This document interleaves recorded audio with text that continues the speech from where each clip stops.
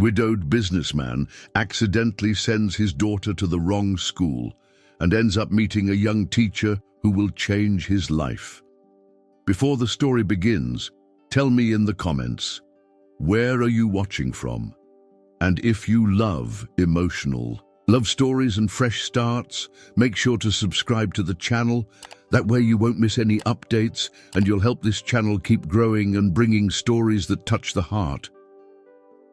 Jonathan parked his imported black SUV in front of the mirrored building of Reed and Vale Capital, right in the financial heart of Atlanta. It was a grey autumn morning, and the overcast sky seemed to perfectly reflect the emotional state of that 39-year-old man, widowed for almost 2 years. The navy blue suit he wore fit him perfectly, his dark tie was neatly aligned, but his eyes carried a weight that not even money could lighten.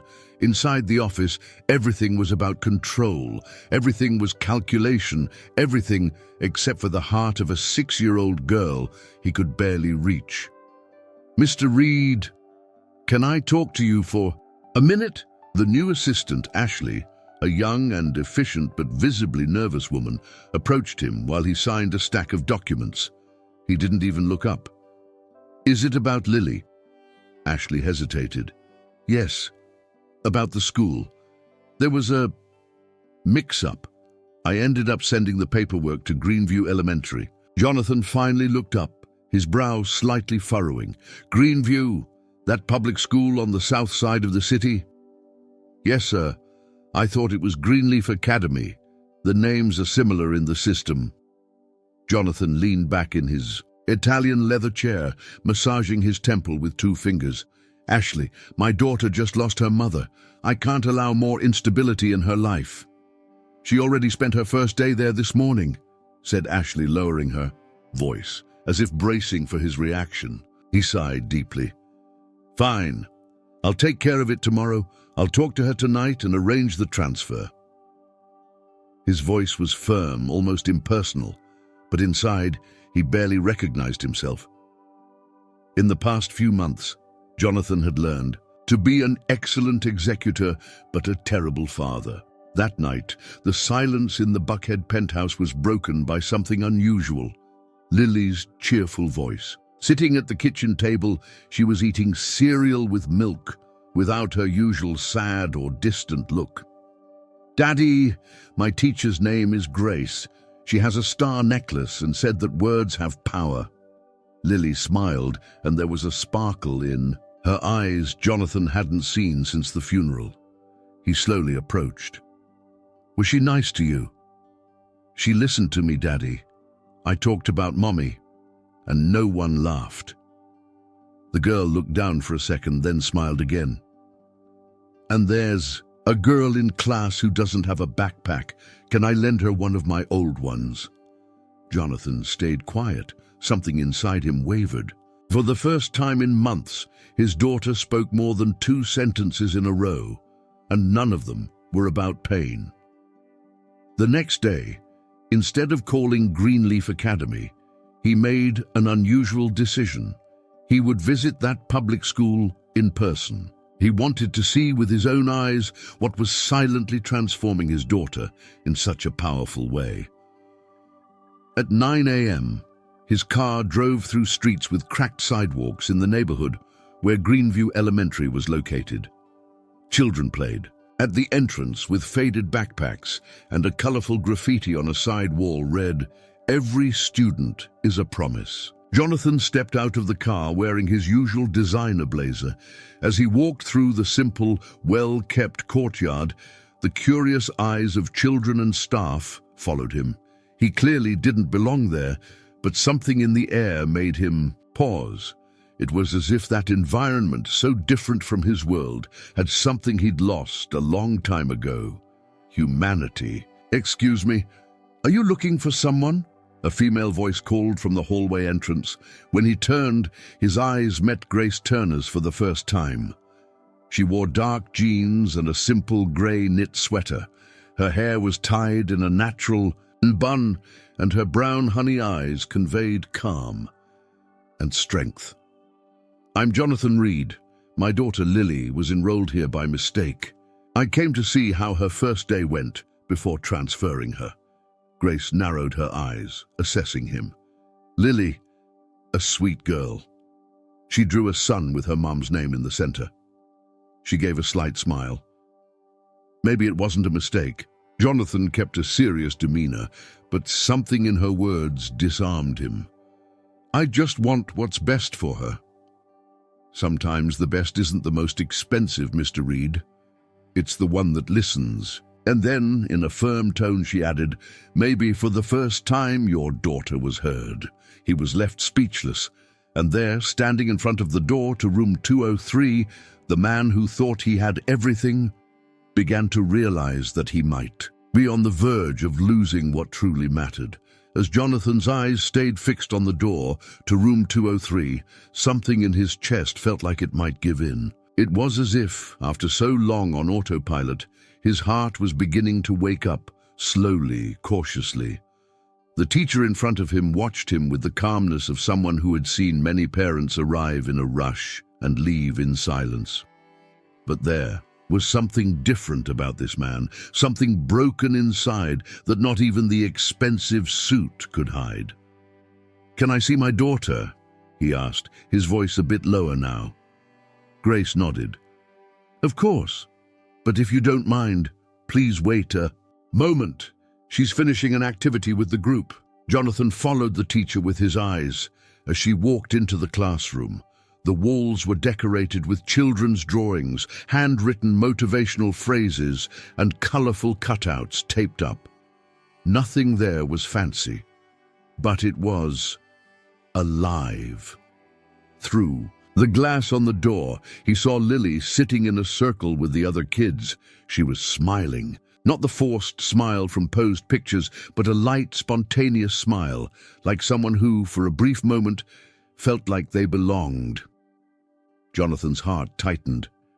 Grace returned, and this time her tone was gentler. "She's adjusted, really. Well, she has a rare sensitivity. Today, she told the class she lost her mom, and even so, she offered to comfort a classmate who was feeling sad." He swallowed hard. "She never talks about her mom at home." Grace crossed her arms, leaning lightly against the doorframe. Maybe because at home she learned to swallow the pain. Here, she's learning she can share it. Jonathan looked at Lily again. She was now holding up a piece of poster board with a drawing of a sky and two figures holding hands, a child and a woman with long hair. "Is that about her mom?" he asked, his voice tight with emotion. Grace nodded. "She said that when she misses her, she draws. She said it makes her feel less alone." That sentence hit him like a punch to the gut. Jonathan looked away, fighting the emotion threatening to break through his carefully held facade of control. It was as if, for a moment, the veil of efficiency and power he wore every day had been gently but undeniably torn away. "Mr. Reed," Grace said, taking a step closer, "sometimes a mistake leads us exactly where we needed to be." He looked at her, confused. "What do you mean?" "Lily didn't end up here by accident, and from what I saw today, maybe you didn't either." The silence between them lasted a few seconds. Inside the classroom, Lily ran to the glass. When she noticed her dad, she waved, smiling. He waved back, still silent, with a restrained but genuine gesture. Grace watched him closely. "Are you going to take her out of here tomorrow?" Jonathan hesitated. For the first time, he didn't know the answer. "I don't know," he murmured. I need to think." And then he turned to leave. But before exiting the hallway, he cast one last look at the classroom where his daughter laughed among classmates. And for the first time in months, he felt fear. Fear of ending something good before he truly understood what it meant. It was just the beginning. But he already sensed that this school, this woman, and this mistake were not accidents. They were signs, and Jonathan Reed was no longer the same man who had woken up that morning. Jonathan left the school that day with more questions than answers. The walk back to his car felt longer than before. The image of Lily smiling, surrounded by unfamiliar children, and the piercing gaze of that teacher wouldn't leave his mind. For the first time in a long while, he felt exposed, vulnerable. That night, he sat in the leather armchair in the corner of the room, staring out the window at the distant city lights. Lily was already asleep, cuddling the blanket that still smelled like her mother. He ran his fingers over his face, exhausted. Grace's words echoed inside him like a stubborn heartbeat. Maybe she doesn't need a different school. Maybe she just needs to be seen. The next day, Jonathan decided to return to Greenview. This time, he wanted to talk to the woman who, without raising her voice, had shattered his certainties with a single sentence. He arrived around 10 a.m.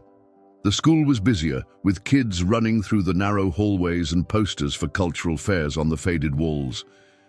He noticed exposed wires on the ceiling, patched-up chairs, a bookshelf with used books, but he also heard laughter, real, sincere. He gently knocked on the door of room 203.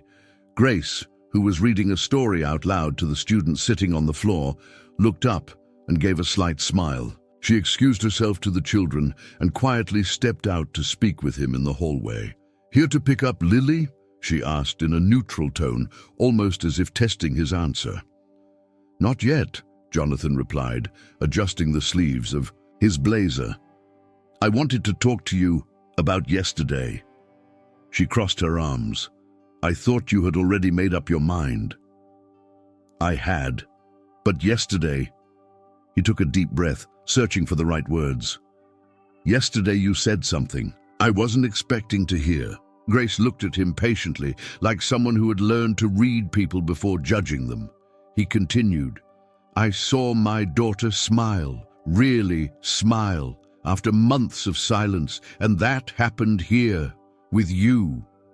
"With herself," Grace corrected. "I just made space. She chose to open up." Jonathan nodded, unable to argue. "But you still want to take her out, don't you?" The question came direct, with no sugarcoating. He hesitated. "The school, it doesn't have structure. It doesn't have security. I could pay for one that has all of that and more." "Maybe," she said, leaning slightly forward, "but no other school will have the eyes I've put on her." He looked at her. "Lily isn't a number in my classroom. I saw the sadness in her drawings. I heard the tremble in her voice when she talked about her mother. I noticed that she feels invisible in the world. But here, she's starting to exist." Jonathan ran a hand through his hair, tense. "I just want to protect her." "Protect her, or keep her away from what scares you?" Grace challenged, with firmness and kindness at the same time. He didn't respond right away. The truth bothered him because it echoed too deeply. The silence between them was broken by laughter from inside the classroom. Grace turned her head toward the sound and smiled softly. There was tenderness in it. Jonathan then said, almost in a whisper, "You're different." She lifted her eyes to him, calm. "I'm just someone who chose to stay in a place most people avoid. And maybe that's exactly what Lily needs right now. Not tall walls or teachers with golden degrees, but someone who sees her." He watched her for a long moment. The expensive blazer, the imported watch, the name in business magazines. None of that had prepared him for this kind of confrontation. One that couldn't be won with arguments, but only with presence. Before leaving, he simply said, "Thank you for taking care of her." Grace only nodded, but her eyes said more than any word. As he walked back down the hallway, Jonathan noticed something that made him pause for a moment. A young black boy with a torn backpack was holding a book taped together. When he saw Jonathan, he smiled and waved. "Are you Lily's dad?" Jonathan smiled back, surprised. "Yes, I am. She's nice, and Miss Grace says everyone has a shine, even people who don't know it yet." Jonathan said nothing. And in that exact moment he realized maybe he himself was being taught by his daughter, by the teacher, and by a mistake that was beginning to feel like destiny. Jonathan returned to the car in silence. The muffled sound of children playing in the courtyard still echoed in his ears. In the back seat, Lily's tablet lay forgotten. A rare thing for a girl who used to spend most of her time lost in screens. And silence. The image of his daughter expressing her grief with vibrant colors on a classroom wall felt like an open wound in his conscience. In the days that followed, he began rearranging his mornings so he could personally take her to school. He didn't say much, he just watched. Slowly, he started to notice things he used to overlook. The janitor fixing doors with old tools, students sharing snacks, the way Grace knelt to speak with each child, looking them in the eyes as if each one was unique. On one of those days, Grace found him leaning against the metal fence, quietly watching recess. "Spying on us, Mr. Reed?" she asked with a slight smile, holding a worn folder in her hands. "Observing," he replied in a calm tone. "I think I'm learning." She raised an eyebrow, intrigued. "Learning what?" "That maybe I don't know my daughter as well as I thought I did." Grace looked at him for a moment longer than necessary, as if she could see beyond the surface. "Want to take a walk?" she suggested, gesturing toward the empty courtyard on the opposite side. "I've got 15 minutes before the next." "And class?" Jonathan nodded. They walked side by side through the school's outer corridor. The concrete was cracked and covered in moss in places, and the side fence was bent in some spots. But everything there felt alive. "Did you always want to be a teacher?" he asked, breaking the silence. Grace smiled, but it was a short smile. "Not always. Actually, I spent years running away from the idea." "Why?" She stopped in front of a mural filled with the students' drawings. She looked at one, a broken heart taped back together, with the phrase written in shaky letters, "Everyone has a piece that hurts." "My mom was a cleaning lady. She cleaned office buildings downtown. I grew up with the smell of chemicals. In my hair and wrinkled notebooks in my backpack, I'd fall asleep to the sound of an industrial vacuum. When I said I wanted to teach, she'd say, 'Honey, first teach yourself how to get out of here.' So I did. I got a scholarship, became the first in my family to go to college, but the higher I climbed, the more I missed who I was." Jonathan listened in silence, touched by an emotion he couldn't quite name. "And why did you come back here?" he asked. Grace shrugged. "Because I didn't climb just to forget where I came from. I climbed so I could come back with more, tools." He looked away. That answer stirred something old and long dormant inside him. "I grew up surrounded by everything. Gated communities, new cars, private schools. But I never saw my parents at home after 5. I always had whatever I asked for. I just didn't know what to feel. My wife, she was the opposite.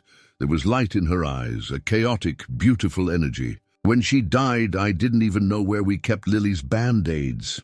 Grace looked at him differently now, like someone who understands a pain that doesn't need to be explained. "Maybe that's why Lily felt safe here," she said gently. "Maybe, for the first time, she didn't have to hide what hurt." He nodded, eyes lowered. "I thought giving her everything meant protecting her, but maybe I was just surrounding her with emptiness." "Real protection," Grace replied, "means making space for pain, too. Because that's where we learn how to stand back up." The sound of the bell interrupted their conversation. Students began to appear in the windows, laughing and calling each other's names. "I have to go back," Grace said, stepping back. "But if you want to keep observing, room 203 is always open." Jonathan stood there for a few seconds, watching her walk away. Her hair tied up high, her steps firm and calm, the way students ran to her. It was like she didn't just teach, she healed. That day, he didn't return straight to the office. He passed in front of his company's building, but kept driving. He needed to think, to feel, to remember, for the first time in a long while. Jonathan Reed was beginning to face the man he had become, and the quiet hope that maybe, just maybe, there was still time to rebuild everything. The following week, Jonathan's routine changed quietly. He spent the morning at school with Lily, exchanged a few words with Grace, watched the interactions on the playground, and then headed to the office. But something inside him was no longer the same. Meetings felt empty, expansion goals irrelevant. For the first time, he wanted to invest in something that brought no profit, his daughter's real world. Without drawing attention, Jonathan began funding small renovations at the school. New paint for the art room, fans for classrooms without air conditioning, updated books for the library, all done through an intermediary non-profit to ensure anonymity. He didn't want recognition. He just wanted to give back to the place that was giving life back to his daughter, until one Friday morning everything collapsed. Jonathan arrived at the school with Lily when two reporters approached with microphones and cameras. "Mr. Reed, care to comment on why you're pretending to be an ordinary parent to investigate public schools? Is it true you're using your daughter as social bait?" He froze, stunned. Lily gripped his hand tightly, frightened. He picked her up and walked into the school without saying a word. But it was already too late. Hours later, the story was plastered across Atlanta's top news sites. Millionaire pretends to be poor, to spy on public school and manipulate daughter's image. A photo of him next to Grace, taken by a hidden phone camera, was the headline. Image. In the teacher's lounge, Grace read the article in silence, sitting on the edge of a metal chair. Her face was stiff. Some co-workers looked at her with sympathy, others with suspicion. Her phone wouldn't stop buzzing. Parents, journalists, even old acquaintances. Her name was now part of a scandal she hadn't chosen. Late in the afternoon, Jonathan showed up at the school. The security guard hesitated to let him in, but gave in. He walked straight to room 203. Grace was there, organizing the kids' drawings with mechanical movements. When she saw him, she slowly looked up. "You lied," she said, her voice low but firm. "I didn't lie. I just wanted to help without anyone knowing. I didn't want my presence to change how things work here." "But it did," she replied, stepping forward. "It changed. Everything. You hid who you were. You made me believe you were someone accessible, someone real." "I am real," he insisted, his throat tightening. "What you saw in me, what you saw in Lily, none of that was fake." Grace let the papers fall onto the desk. The sound echoed through the quiet room. "Do you have any idea what you did to my reputation, to the trust I've built here?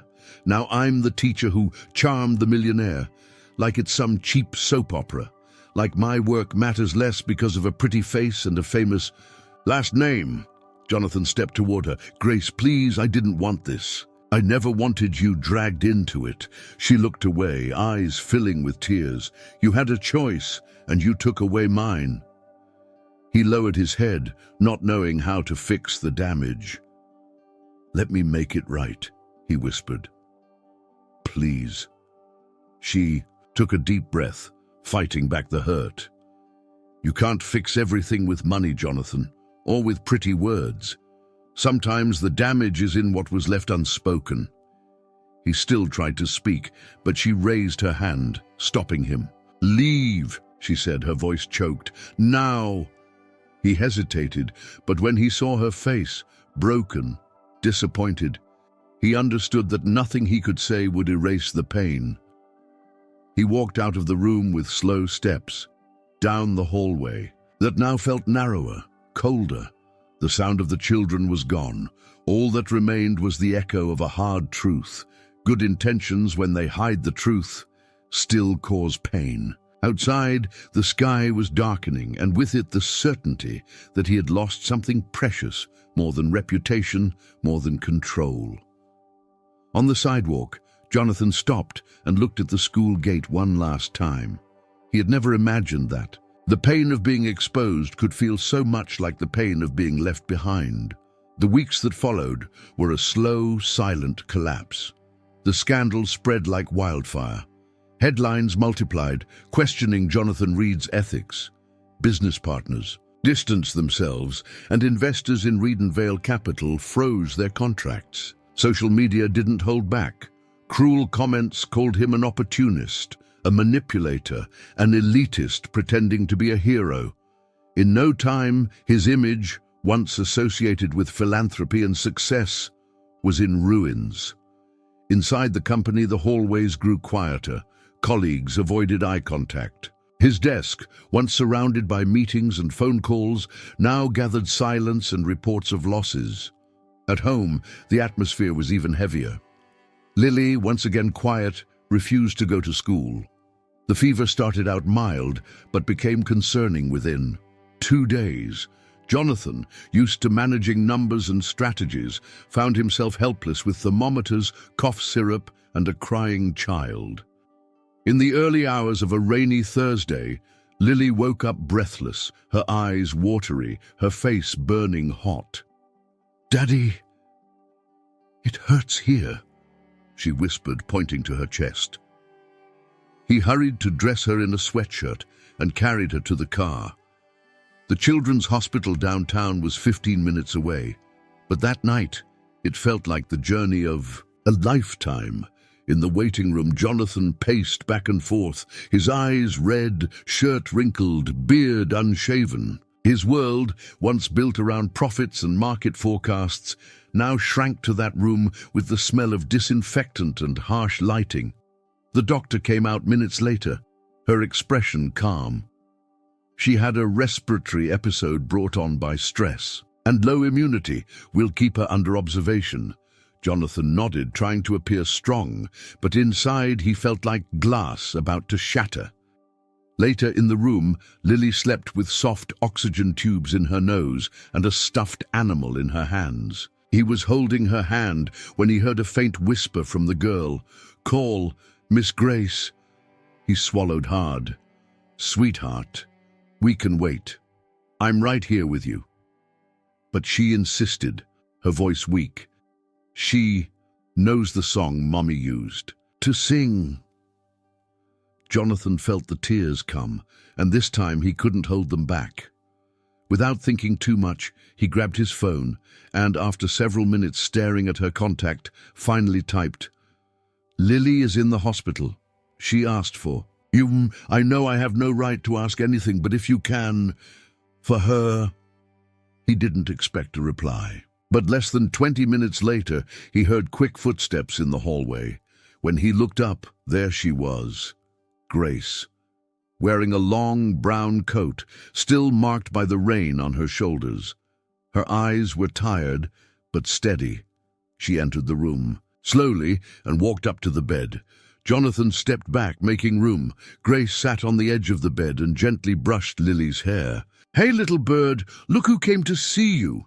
The girl slowly opened her eyes, and a tired smile appeared. "You really came?" "Of course I did," Grace replied, her voice thick. "You mean too much to me." Jonathan watched the scene in silence, feeling the lump in his throat grow. It was as if that woman, with nothing more than her presence, was stitching back together everything he had let fall apart. After Lily fell asleep again, Grace stood and looked at him. Her eyes were teary but steady. "I came for her," she said calmly, "but also because I know what it's like to be alone in a hospital, afraid of losing someone." He looked down. "I don't know what to do anymore, Grace." "Then stop trying to do," she answered, "and just be. You don't have to be strong all the time. Sometimes you just need to be real." Jonathan looked at her with silent gratitude. For the first time in a long time, someone wasn't expecting him to fix everything. Someone simply stayed, and somehow that was exactly what he needed. Outside, the rain was finally starting to let up, but inside that hospital room, a new seed was being planted, still fragile, still hurt, but alive. The following night was quiet and full of small presences. Lily slept deeply under the hospital's thin sheets, her face still pale but peaceful. In the chair beside the bed, Grace remained seated, arms crossed, eyes fixed on the girl. Jonathan, exhausted, leaned against the windowsill, staring at the lit-up city outside. For hours, they said nothing. But in that silence, whole conversations seemed to hang in the air, unspoken, but deeply felt. "She dreams about her mom," Grace said softly, breaking the stillness. "Talks about her in class now and then, but always in whispers, like she doesn't want to bother anyone with her longing." Jonathan didn't answer right away. He simply closed his eyes and rested his forehead against the cold glass. "I pretended everything was fine, that I could handle it all by myself," he murmured. "But I don't know how to do this, Grace, not without making mistakes, not without hurting someone." She looked at him, eyes tired but present. There was no judgment there, only truth. "You don't have to know everything," she replied, calmly. "Lily doesn't need a hero. She just needs a dad who stays, even if he's broken." He turned slowly, eyes filled with tears. He walked over quietly and sat in the chair next to hers. They stayed there, face to face, with only the sound of the heart monitor filling the silence between them. "I hurt you," he said, voice heavy. "Not just with what happened, but with what I hid, with how I showed up to you, how I showed up here. I didn't know I was hiding behind everything I'd built, but I was." Grace tilted her head slightly, her eyes locked on his. "Did you lie about who you were?" "No," he answered sincerely. "I just didn't know until now." She took a deep breath. For a moment, the air between them grew heavy. "And now you do?" He nodded slowly. "I'm a man who lost everything that used to feel solid. And because of pride, I almost lost the one thing that could still save me, my daughter and you." She lowered her eyes, her heart tight, like she was holding back a memory that still hurt. "I don't want promises, Jonathan. I've heard too many. I'd rather have actions, consistency, truth." "Then I won't promise you anything," he said, voice steadier now. "But if you'll let me, I want to try to learn, to be less control and more presence." Grace closed her eyes for a moment. When she opened them, there was a new light in them, something between exhaustion and hope. "You've already started," she murmured. "And for that alone, I forgive you." Jonathan sat silently. He hadn't expected that, not there, not after everything. But that was exactly what made the moment real. He hadn't been forgiven for being perfect. He'd been forgiven for finally stopping the act. In the bed, Lily stirred and slowly opened her eyes. She saw them sitting there side by side and gave a sleepy smile. "You guys are friends again?" Grace smiled and took her hand. "We are, little bird. We're listening to each other. Now." Jonathan leaned in and kissed his daughter's forehead. "And I promise you, my love, I'll keep being here, one day at a time." Outside the hospital, the sun was starting to rise gently on the horizon, casting golden tones over the still sleeping city.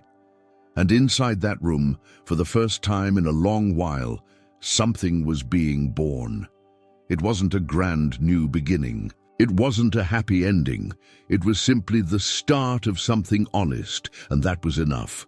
The hospital routine stretched on for a few more days. Lily was responding well to treatment, and Jonathan, for the first time since losing his wife, didn't run from the pain. He stayed there, fully present, fully attentive. Grace rotated between the classroom and room 204, where the three of them shared quiet conversations, peaceful silences, and even soft laughter. It felt like an unexpected truce between two souls that had once clashed and were now rebuilding. It was during one sunny afternoon, with light filtering through the white curtains, that Grace got the call. She stepped into the hallway to answer. Jonathan watched from the crack in the half-open door. He couldn't hear the words, but he saw. Her freeze, then smile faintly, her eyes distant like the future had just knocked. Minutes later, she walked back into the room with a quiet glow in her eyes and her hands folded in front of her. "I got an offer," she said calmly, "to teach at Ridge Hill Charter School, one of the best in the state. Triple the salary, labs, resources, everything I used to dream of when I was teaching with a cracked blackboard behind me." Jonathan listened closely, never looking away. He knew what this meant. Grace had spent years planting seeds with her own hands, and now, finally, the world was ready to listen. "When does it start?" he asked. "In 3 weeks," she replied. "They want me to lead the literacy and diversity program." He nodded slowly. "Congratulations. You deserve it more than anyone." She looked at him, trying to read the meaning behind his calm reaction. "It's in Alpharetta, Jonathan. An hour and a half from here. Things can't keep going like they have." "I know. And you're not going to ask me to stay?" He gave a small, sad smile. "Not this time." She furrowed her brow, surprised. "For a long time," he said, "I confused love with holding on. But now I understand that sometimes love is letting go. It's allowing someone to follow their own path, even if it costs us their company." Grace felt a tightness in her chest. There was too much truth in his words. "And you?" she asked. "Will you be okay?" He looked at Lily, asleep beneath the sheets. "As long as she's smiling, I'll learn how to be." She nodded, moved. There was nothing more to say. Everything that needed to be felt was already there, hanging in the air between them. In the days that followed, Grace quietly prepared her departure. She informed the school administration, spoke with her students, and wrote encouraging notes to each one. She didn't carry what she lived there as failure, but as foundation, as roots. On her last morning, before leaving for Alpharetta, she stopped by Jonathan's house to say goodbye to Lily. The girl ran up to her with a drawing in her hands. "It's the 3 of us," Lily said, showing the paper with childlike lines, her dad, and Grace holding hands. Grace held back the emotion. "I'll keep it forever," she promised. Outside, Jonathan was waiting with a coffee in his hand. He wasn't wearing a blazer, just a shirt with rolled-up sleeves and eyes marked by sleepless nights. "We're going to miss you," he said simply. She gave a soft smile. "I'll miss you too." "I wanted to," he began, but stopped himself, choosing silence instead. She understood. "You don't have to say it. We know." He nodded. Grace got into the car. Jonathan and Lily waved from the porch. When the car turned the corner, Jonathan couldn't hold back the tears. But this time, they weren't tears of loss. They were tears of love, the kind of love that had finally understood it didn't need to hold on, only allow. Time passed the way seasons change in Atlanta, without asking permission, quietly changing everything. Months after Grace's departure, Jonathan's life was no longer the same, but surprisingly, it wasn't gray anymore either. He didn't go back to being the man he once was. He didn't try to fill the void with work or status. Instead, he used that silence to rebuild himself. He enrolled in fatherhood workshops, started actively participating in school meetings, and created a small foundation that provided resources to underfunded public schools in the region. He didn't use the company's name, not even his last name.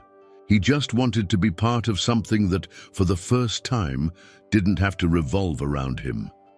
And Lily blossomed. At 7 years old, she was now a child who spoke with her eyes and laughed with her whole body. She made friends easily, sang loudly in the car, and from time to time asked to fall asleep in her dad's arms, something she'd never dared to ask before. Jonathan no longer memorized profit spreadsheets, but he knew every mark on his daughter's face when she slept. That afternoon, the sky was clear, and the autumn breeze scattered yellowed leaves across the school parking lot. He arrived early to pick her up, as he did every Friday. He expected to see her running with a crooked backpack and that easy smile. But when he reached the school courtyard, something froze him in place. At the door of room 203, with her back to him, a familiar figure was packing papers into a cardboard box, the same hair tied in a low bun, the same gentle way of moving. For a moment, Jonathan thought he was imagining it. But then she turned, and everything stopped. Grace. She was really there, with that same steady, calm gaze and a soft smile at the corner of her lips when she saw him. He walked slowly toward her, as if crossing an invisible field of memories that finally no longer hurt. "You came back," he said, his voice low but shaky. She nodded. "Temporary substitute.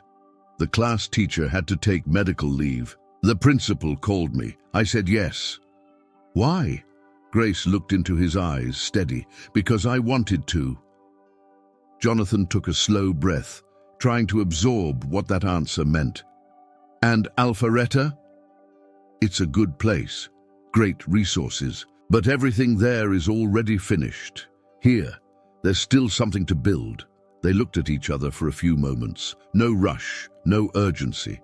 There was a quiet understanding between them, like two rivers that, after flowing separately, meet again, not by force, but by choice. Lily came running from the playground, a colorful sheet of paper in her hands. "Daddy, look who's back!" She jumped into Grace's arms, who spun her around, laughing. Jonathan watched the scene with a full heart. But it wasn't a heart overwhelmed with emotion. It was a heart at peace, as if, after so much loss, he was finally beginning to understand what it meant to truly gain. Grace set Lily down and stepped closer to him, looking into his eyes. "I didn't come back for you, Jonathan. But I didn't come back without thinking of you either." He smiled, his eyes shining. "I know, and that's why it means so much." She held his hand for a moment, then let go. "Let's take it slow." "The right way," he replied. Outside, the wind scattered leaves across the ground, and there, between a farewell and a new beginning, a new chapter was starting to be written, with less rush, more honesty, and room to grow together. The days following Grace's return brought a quiet lightness to the routine. There were no promises, no rushed plans, just mutual presence, in school hallways, in notes exchanged about Lily, in glances that carried too many stories to fit into words. It was on a cold Tuesday in November that Jonathan extended the invitation, while Grace waited for Lily to come out of music class. "Dinner with us tomorrow?" he asked, leaning against the doorframe. "Nothing fancy, just us." She looked at him with a soft smile. There was no hesitation in her eyes anymore, only a quiet care. "Only if Lily's the head chef," she replied. He smiled back. "She's already planning the menu." The next evening, Jonathan's apartment, once cold and impersonal, carried a new aroma of sautéed vegetables and quiet anticipation. The kitchen table, once used only for contracts and laptops, was now the scene of scattered flour, unevenly, chopped carrots, and a joyful little mess led by Lily, wearing a sparkly pink apron. "Are you ready for the best vegetable soup of your life?" she said, her hand covered in mashed potatoes and her eyes gleaming with joy. Grace laughed.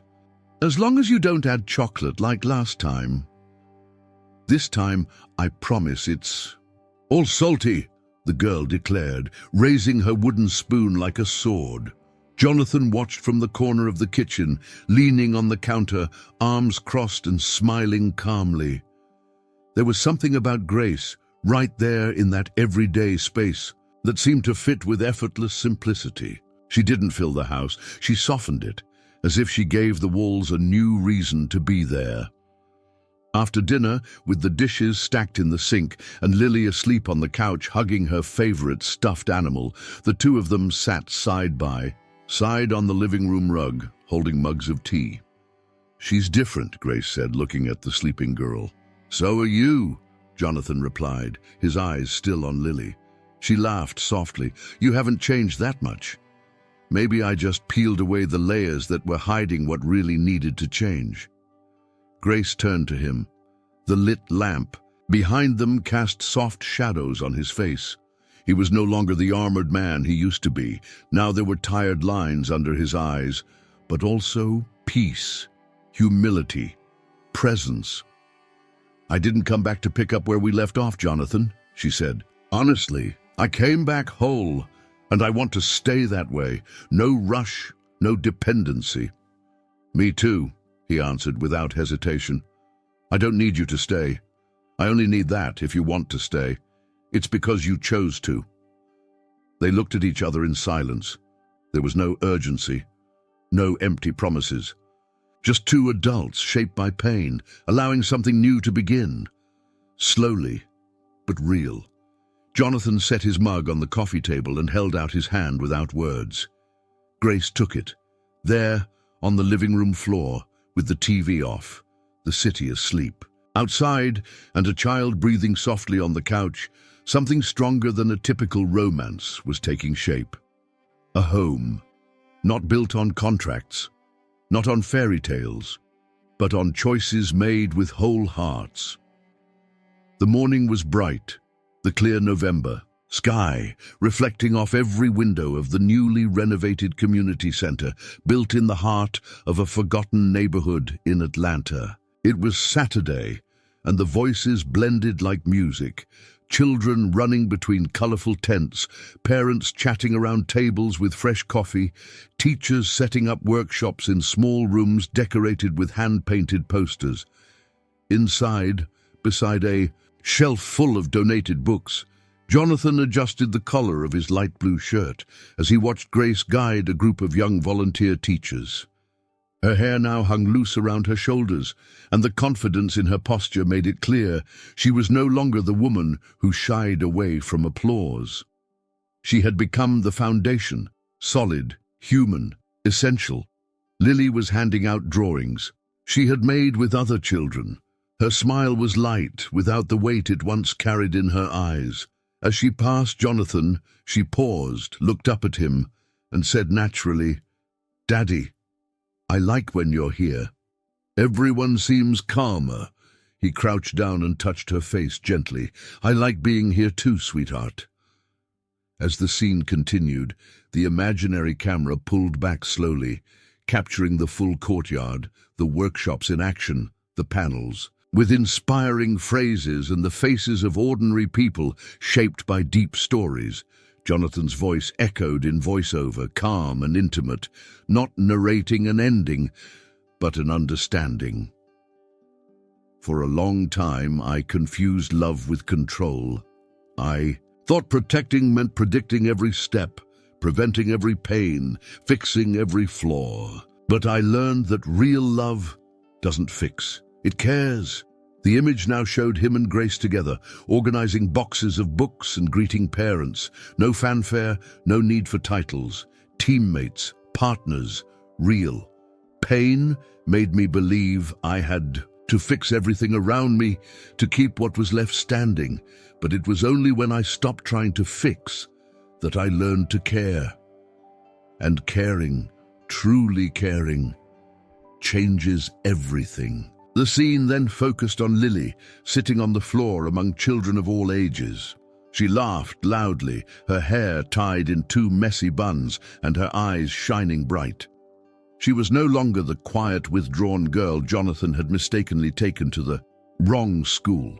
Now she was a whole child, and in the background, painted in light wood above the entrance to the center, were the words Project Live, support for widowed parents, public school teachers, and grieving children. The sun shone brightly on the letters. Jonathan watched his daughter from a distance, and his eyes were full of gratitude. Not because everything turned out perfectly, but because even when everything had gone wrong, they had found the way to start again together. And now tell me, what did you think of this story? Leave your rating from 0 to 10 in the comments. I really want to know how much it moved you. If you enjoyed it, like the video, share it with someone special, and subscribe to the channel to keep following stories like this one. And before you go, I've picked another emotional story that will definitely touch your heart even more. You won't want to miss it.